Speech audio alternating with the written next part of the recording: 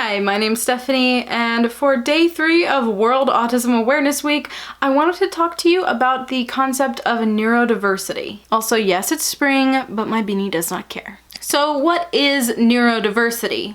It's the idea that our brains are diverse.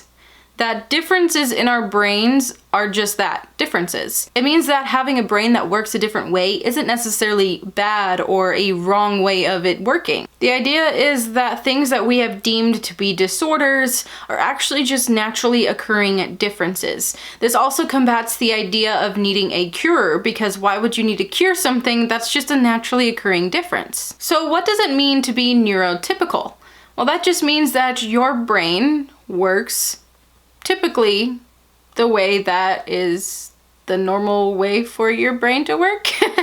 So basically it's the typically seen way of a brain working, what is most accepted as normal in societal standards. So someone who is neuro-atypical is someone who does not have a neurotypical or typical working of the mind. Neuro-atypical and neurodivergent are both ways of describing a brain that diverges from the societal version of normal for your brain to work. Also, NT is the shortened version of neurotypical, and ND is the shortened version of neurodivergent. Please note that it is not only people who are on the spectrum that are neurodivergent. This includes anyone whose brain isn't considered neurotypical. So this could be ADHD, apraxia, dyslexia, bipolar, all those sorts of things. Those would all be considered neurodivergent. So I definitely think that it is an important take on how our brains work and understanding our differences.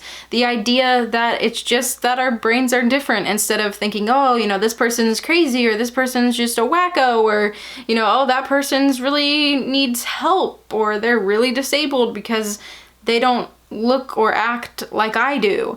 So I think that it is important to understand that our brains are just working differently. However, I do think that we have to also acknowledge that we do have shortcomings that people who are considered neurotypical do not have. This is where people's hatred of the idea of autism being a disability kind of has to clash with reality.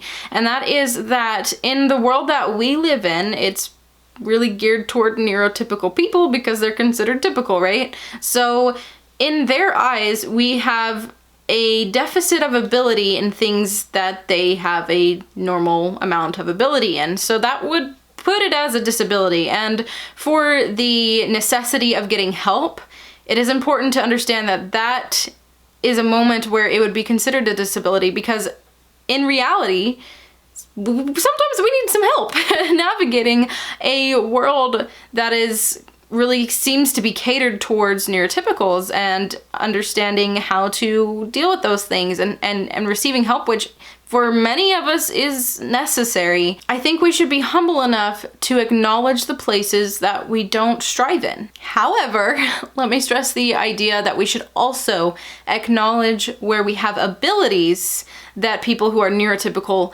do not. I think this further solidifies the idea of neurodiversity, because we're seeing that just like in pretty much everything else we experience, in our brains, we also have strengths and weaknesses in different areas. Thank you so much for watching. I hope this helped you understand the idea of neurodiversity and what it means to be neurotypical, neuroatypical, neurodivergent, all those sorts of things.